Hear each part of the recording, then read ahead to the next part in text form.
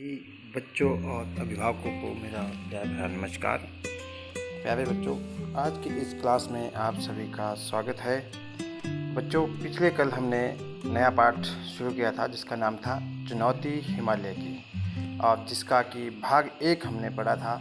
आज हम इसी पाठ का भाग 2 पढ़ने जा रहे हैं। भाग 2 को शुरू करने से पहले हमने पिछले कल जो पढ़ा था उसके बारे में एक नज़र दौड़ा लेते हैं। तो पहले हम उसको थोड़ा सा रिवाइज करेंगे, उसके बाद चुनौती हिमालय की भाग 2 को पढ़ेंगे। तो चलते हैं जो हमने पिछले कल पढ़ा था।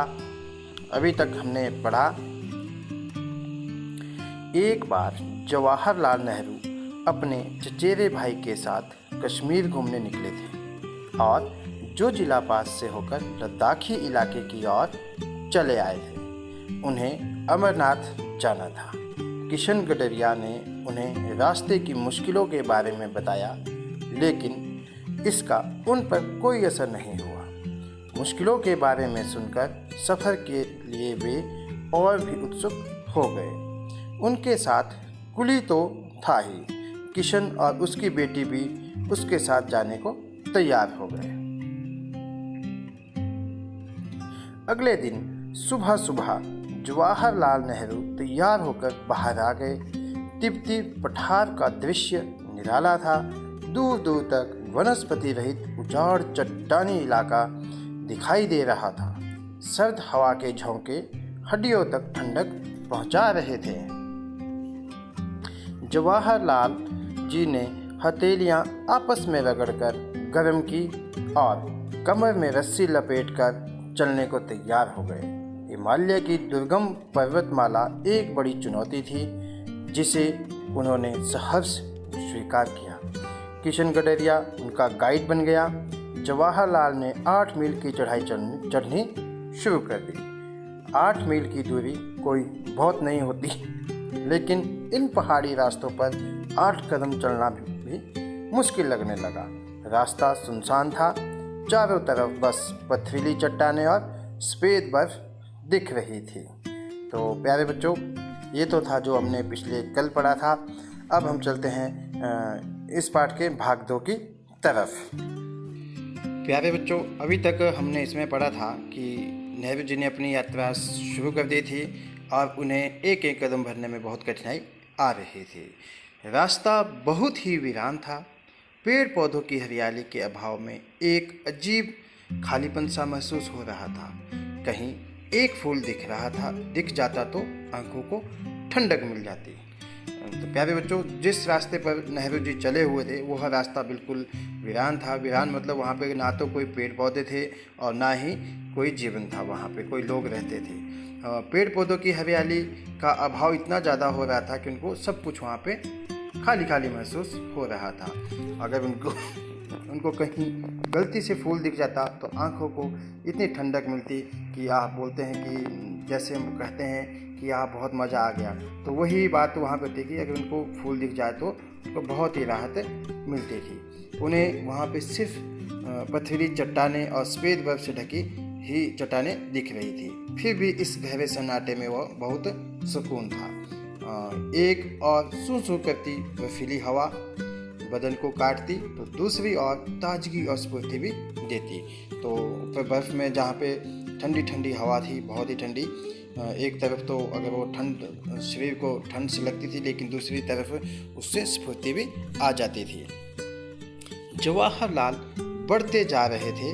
ज्यों ज्यों ऊपर बढ़ते गए त्यों त्यों सांस लेने में दिक्कत होने लगी। एक कुली की नाक से खून बहने लगा। जल्दी से जवाहरलाल ने उनका उपचार किया। खुद उन्हें भी कनपट्टी की नसों में तनाव महसूस हो रहा था। लगता था जैसे दिमाग में खून चढ़ आया हो।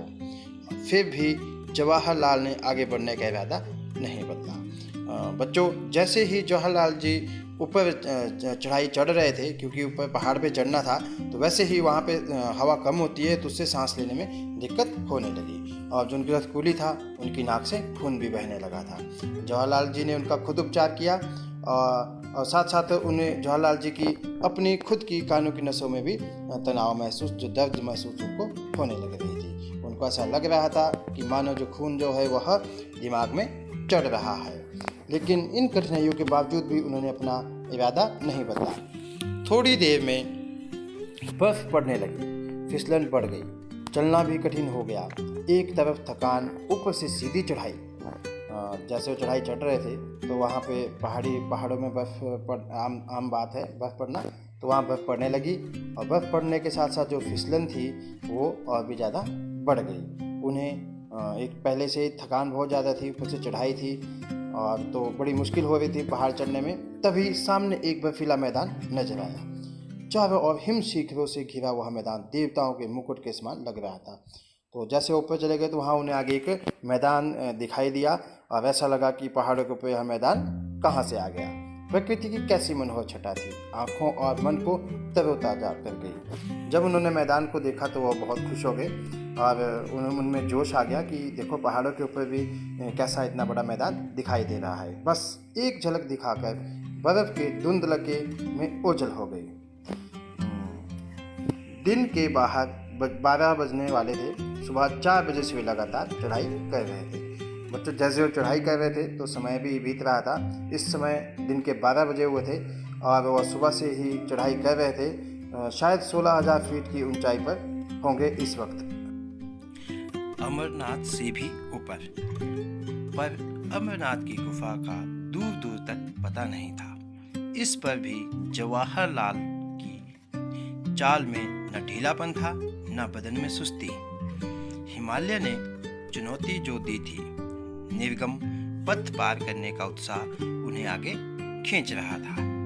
तो बच्चों आपने देखा है कि दूर दूर तक अमरनाथ गुफा का कहीं भी पता नहीं था, लेकिन पंडित जवाहरलाल नेहरू जी थे तो वो अभी थके नहीं थे, उनकी चाल में कोई ढीलापन नहीं था और ना ही उनमें कोई सुस्ती थी। फिर भी वो आगे निरंतर जा रहे थे। शाब लौट चलिए, वापस कैंप में पहुंचते पहुंचते दिन ढल जाएगा, एक कुली ने कहा। फिर कुली ने उन्हें कहा कि साहब क्यों ना हम वापस चले जाते हैं और शाम को कैंप में पहुंच जाएंगे। लेकिन अभी तो अमरनाथ पहुंचे नहीं। जवाहरलाल को लौटने का विचार पसंद नहीं आया। वह तो दूर बर्फ के उस मैदान के पार है। किशन बीच में बोल पड़ा, चलो चलो, चढ़ाई तो पार कर ली, अब आधे मील का मैदान भी तो बाकी है। कहकर जवाहरलाल ने थके हुए कुलियों को उत्साहित किया। सामने सपाट बर्फ का मैदान दिखाई दे रहा था। उसके पार दूसरी ओर से नीचे उतरकर गुफा तक पहुंचा जा सकता था। जवाहरलाल फुर्ती से बढ़ते जा रहे थे। दूर से मैदान जितना सपाट दिख रहा था, असलियत में उतना ही ऊबड़ खाबड़ था। ताजी बर्फ ने ऊंची ऊंची चट्टानों को एक पतली चादर से ढककर एक समान कर दिया था। गहरी खाइयां थी, गड्ढे बर्फ से ढके हुए थे और गजब की फिसलन थी। कभी पैर फिसलता और कभी बर्फ में पैर अंदर धंसता जाता। बहुत नाप कर कदम रखने पड़ रहे थे। ये तो चढ़ाई से भी मुश्किल था, पर जवाहरलाल को मजा आ रहा था। तभी जवाहरलाल ने देखा सामने एक गहरी खाई मुंह फाड़े निगलने के लिए तैयार थी। अचानक उनका पैर फिसला, वे लड़खड़ाए और इससे पहले कि संभल पाए वे खाई में गिर पड़े। तो प्यारे बच्चों, इस पाठ को हम अभी आज यहीं तक पढ़ेंगे। अब हम चलते हैं आज की क्लास के अगले भाग में अगले होमवर्क की तरफ। आज का आपका गृह कार्य है पहला प्रश्न, निम्नलिखित पंक्तियों को पढ़कर प्रश्नों के उत्तर दें। आपके सामने पंक्ति आ गई, इनको पढ़ना है और यहाँ पे इनके प्रश्नों के उत्तर देने हैं। पहला प्रश्न, असलियत में मैदान कैसा था? दूसरा प्रश्न, जवाहरलाल खाई में कैसे गिर पड़े? तीसरा प्रश्न, मैदान दूर से दिखने में कैसा था और असलियत में कैसा निकला? अगला प्रश्न, प्रश्न नंबर 2, सही के लिए सही का निशान और गलत के लिए गलत का निशान लगाओ। आपके सामने 3 वाक्य दिए गए हैं, इनको पढ़ना है और साथ में इनको देखना है कौन सा सही है और कौन सा गलत। प्रश्न 3, जिन शब्दों के नीचे लाइन लगी है उनके विलोम शब्द लिखो। सामने बर्फ का मैदान दिखाई दे रहा था, तो दिन के 12 बजने वाले थे।